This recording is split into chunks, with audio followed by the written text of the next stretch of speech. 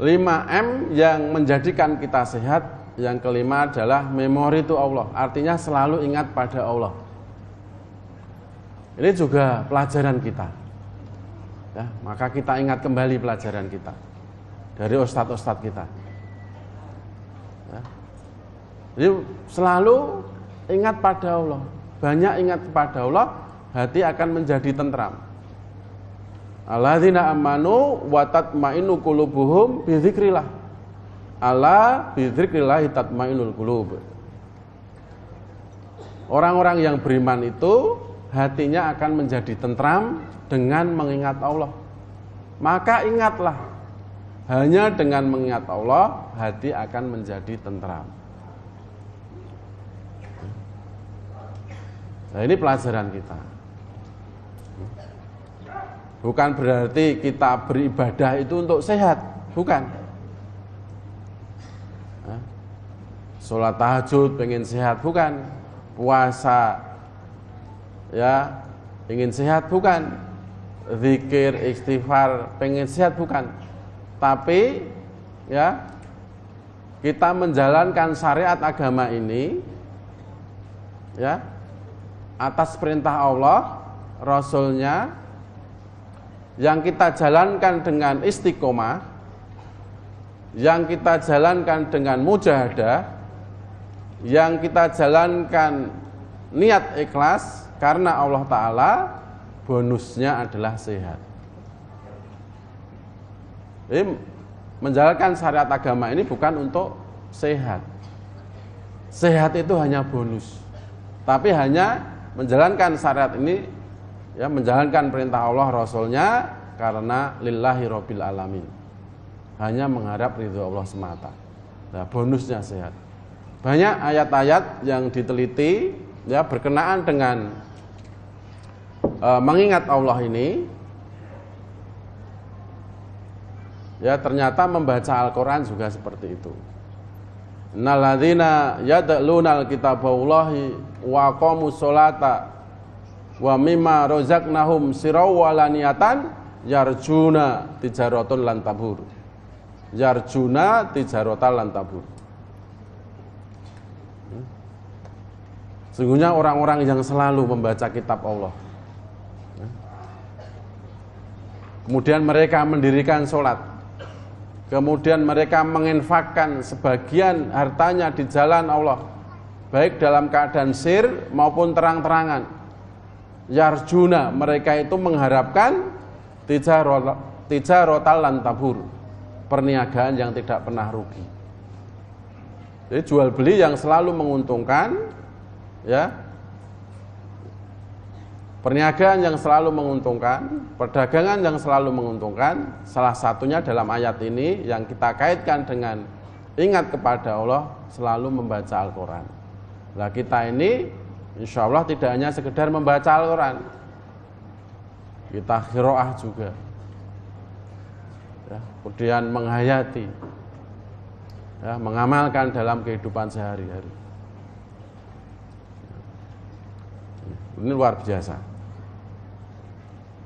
Kemudian nanti juga bisa dibaca di ayat-ayat yang lain ya. Ternyata mekanisme psikoneuroimunologi membaca Al-Quran atau menghafal Al-Quran seperti ini ya. Orang yang selalu membaca Al-Quran atau menghafal Al-Quran itu akan menimbulkan ketenangan. Karena ini salah satu ingat kepada Allah. Ini penelitian ya.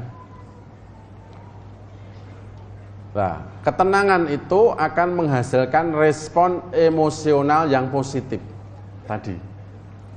Jadi bisa mengendalikan emosi, tidak mudah marah, tidak mudah emosi, tidak mudah ngamuan, tidak mudah muringan. Dan coping efektif. Nah, coping efektif itu artinya Bapak, Ibu-ibu dan semuanya bisa memecahkan masalah dengan baik. Bisa memecahkan masalah tanpa menimbulkan masalah baru. Itu coping efektif. Setelah itu maka hipotalamus pituitary adrenalin HP aksis ini merangsang pembentukan hormon. Ya, ternyata respon kortisolnya menurun. Jadi hormon kortisol. Kortisol itu hormon stres. Ya, yang menyebabkan hipertensi darahnya tinggi. Yang bisa menyebabkan gulanya tinggi. Itu salah satunya adalah hormon kortisol ini. Dan meningkatkan hormon endorfin. Ya, hormon kebahagiaan, hormon kekebalan tubuh. Sehingga terjadi apa kalau hormon serotoninnya menurun, kemudian hormon endorfinnya meningkat, maka akan terjadi perbaikan imunitas, kekebalan tubuh. Nah, kalau manusia itu daya tahan tubuhnya baik, daya tahan tubuhnya prima, ya mereka sehat, mereka bugar, maka akan terjadi perbaikan kualitas hidup. Kualitas hidupnya akan meningkat. Ya. Baik dia sebagai hamba Allah, hubungannya dengan Allah, hubungannya dengan keluarga, hubungannya dengan masyarakat. Ya. Itulah kualitas hidup. Itu akan baik, akan optimal.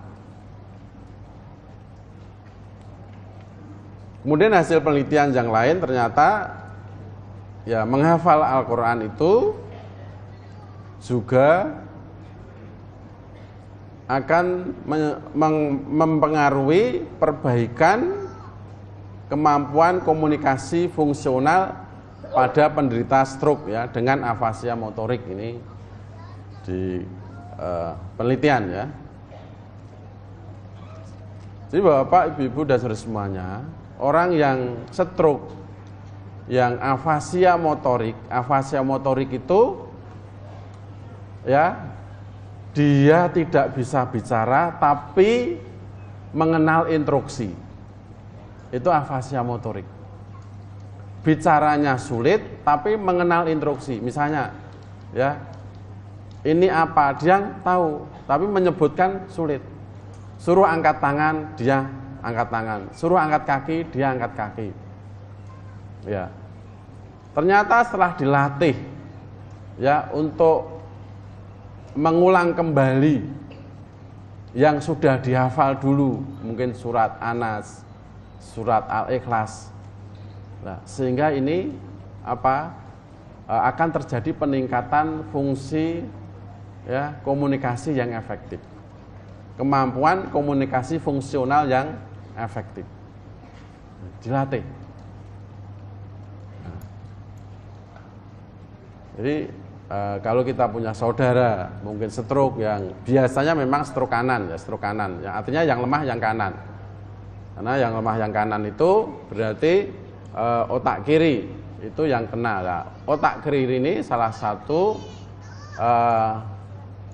tempat untuk area bicara, area Broca, ya, yang kiri ini, itu bisa dilatih.